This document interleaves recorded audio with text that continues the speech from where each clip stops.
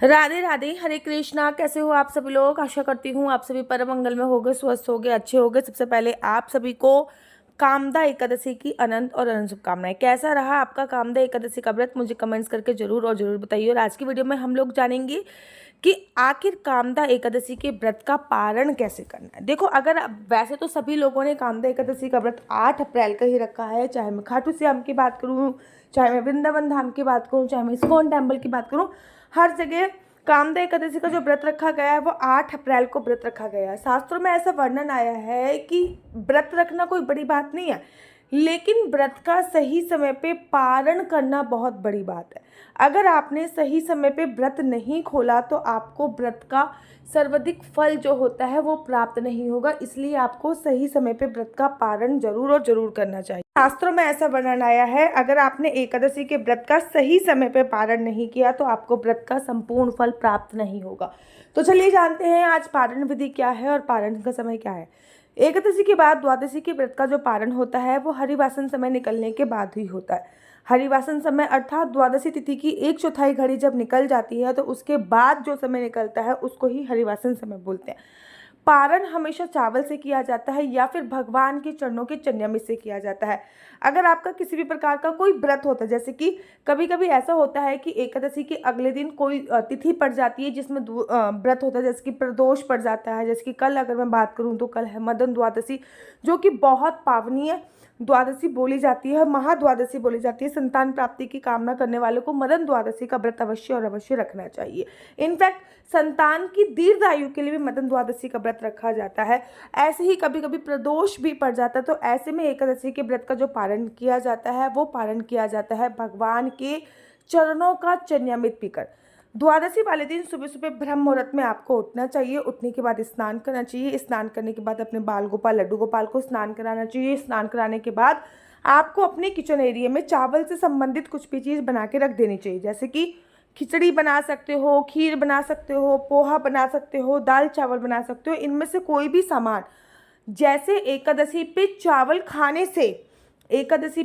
खाने से आपको कीड़े की योनि मिलती है, वैसे ही शास्त्रों में वर्णन आया है कि द्वादशी पर चावल खाकर और आप कीड़े की योनि से मुक्ति पा सकते हो। इसलिए द्वादशी पे चावल आपको अवश्य और अवश्य खानी चाहिए।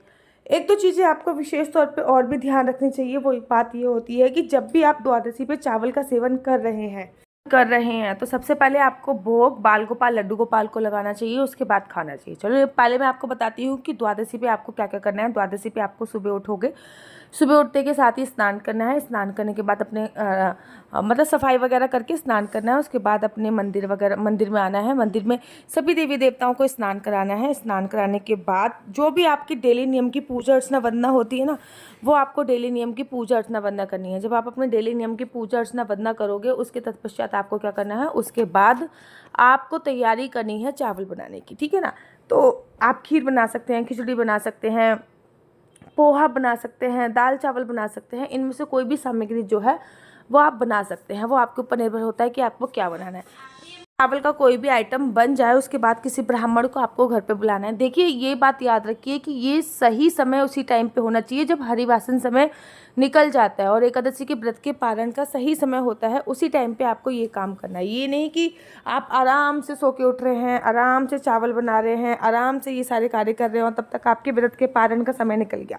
जैसे कि अगर मैं कल की भी बात करूँ तो कल कामदा एकादशी की जो व्रत का पारण होगा ना, वो सुबह सुबह 6:15 से लेकर 9:45 तक होगा। मोटा मोटा आप ये मान लीजिए कि 6:30 बजे से लेकर 9:30 बजे तक आपको एनी हाउ व्रत का पालन करना है। मैं दोबारा से रिपीट करती हूँ, 6:30 बजे से लेके 9:30 बजे तक आपको एनी हाउ अपने व्रत का पालन करना है। किसी भी कीमत पे 9:30 बजे के बाद व्रत का पालन का कोई महत्व नहीं होता।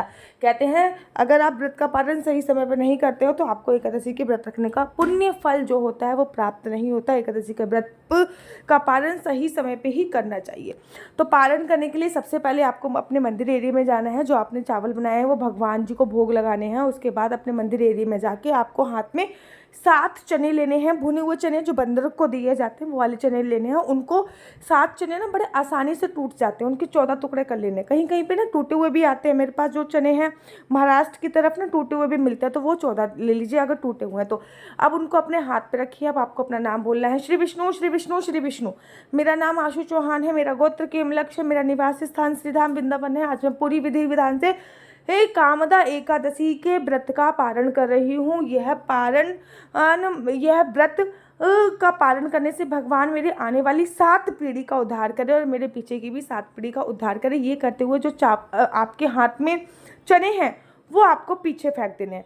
2-3 बातों को ध्यान रखना, चाहे वो पैरों पे आए चाहे किसी पे आए, लेकिन अगर आपको व्रत किसी और को देना है तो आपको ये बोलना है कि मैं अपने कामदा एकादशी के व्रत का जो पुण्य फल है वो इस व्यक्ति विशेष को देना चाहती हूँ।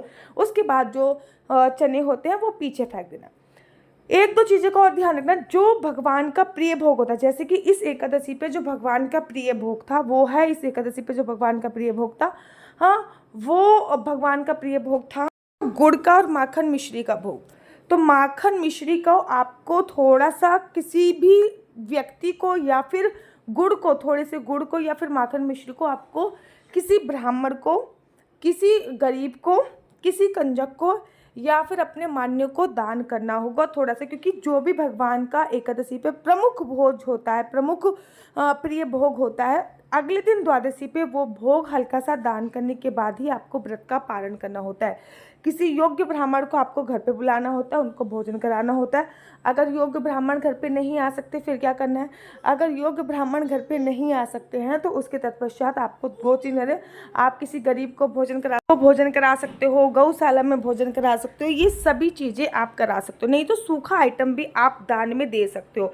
एक बात याद रखिए, व्रत हमेशा व्रत के समय पे ही खोलना है, उसके बाद आप ये सारा जो काम झाम है वो भी कर सकते हैं, लेकिन व्रत खोलने का जो पर्टिकुलर समय है वो पर्टिकुलर एक ही, एकदम सही समय पे ही व्रत खोलना है। और कामदा एकादशी के व्रत का जो पारण किया जाएगा वो 6:30 बजे से लेकर 9:30 बजे तक किया जाएगा, 9:35 तक किया जाएगा। अच्छा, कहीं कहीं पे किसी मंदिर में 6:13 से लेके 8:34 तक का भी प्रावधान है। तो भाई मेरे कहने पे आप 6:30 बजे से लेके 8:30 बजे तक का कर लीजिए। वैसे तो 9:30 बजे तक का प्रावधान है, लेकिन कहीं कहीं पे इसका प्रावधान ये भी है। तो इस प्रकार से आप कामदा एकादशी के व्रत का पारण अवश्य और अवश्य करें और इसी तरीके से जरूर और जरूर करें। राधे राधे, हरे कृष्णा। तो देख रहे हो आप कितनी सारी तुलसी मालाएं हैं, वेट किस बात का, देर किस बात की। अगर आपके पास भी एक असली तुलसी माला की आप तलाश कर रहे हो कि मुझे गले में पहनने वाली एक असली कंठी प्राप्त हो जाए, तो अभी अभी अभी ऑर्डर कर दीजिए। ना केवल आपके पास असली तुलसी माला पहुंचेगी, गले में पहनने वाली कंठी, अपितु आपके पास जपने वाली माला भी पहुंचेगी। साथ ही के साथ आपके पास गोपी चंदन, अष्टगंधा तिलक, राधा नाम के कानों में पहनने वाले इयररिंग्स, डिफरेंट प्रकार के माला, झोली, बहुत सारा सामान श्रीधाम वृंदावन की पावन धरा से आप लोगों के लिए आ गया है। पता है, जब मैं श्रीधाम वृंदावन में मेरे को वास मिला था ना, मुझे पता ही नहीं था कि भाई असली तुलसी माला और नकली तुलसी माला क्या होती है। मैंने कई महीनों तक नकली तुलसी माला धारण करके रखी क्योंकि मुझे उसके बारे में पता नहीं था। फिर गुरुजी की कृपा हुई और मुझे असली तुलसी माला प्राप्त हुई।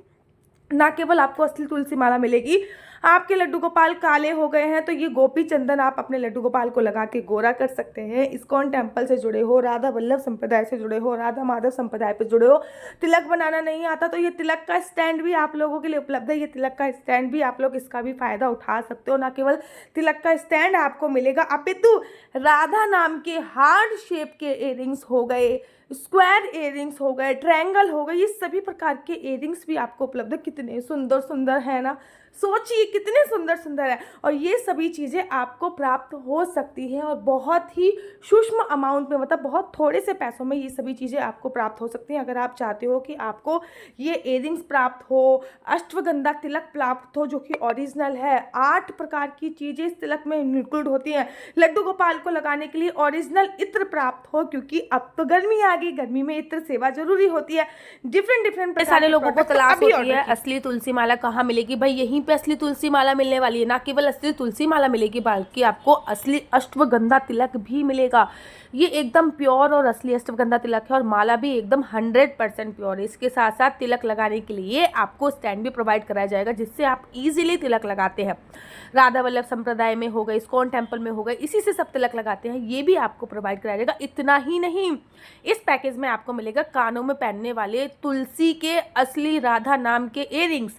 कानों में पहनने वाले तुलसी के असली राधा नाम के इयररिंग्स आपको मिल रहे हैं। साथ ही के साथ आपको बाल गोपाल, लड्डू गोपाल को लगाने के लिए असली इत्र भी आपको इसी पैकेज पे प्रोवाइड हो रहा है। जल्दी से हमारी तरफ से मिलेगा आपको लड्डू गोपाल के लिए एक छोटी सी तुलसी माला, वो एकदम गिफ्ट होएगा। मतलब 500 रुपये में 6 चीजें आप बात की। श्रीधाम वृंदावन से डायरेक्ट आपके घर पे आएगा। डिलीवरी चार्ज आपको अतिरिक्त देना पड़ेगा। इस पैकेज का प्राइस है 500 रुपये। राधे राधे, हरे कृष्णा। मेरा नंबर है 429-20-25-65। आपका बच्चा जॉब करेगा या बिजनेस करेगा? बिजनेस करेगा तो किस फील्ड में बिजनेस करेगा? जॉब करेगा तो किस सेक्टर में जॉब करेगा? क्या है आपके बच्चे का लकी नंबर? क्या है लकी कलर?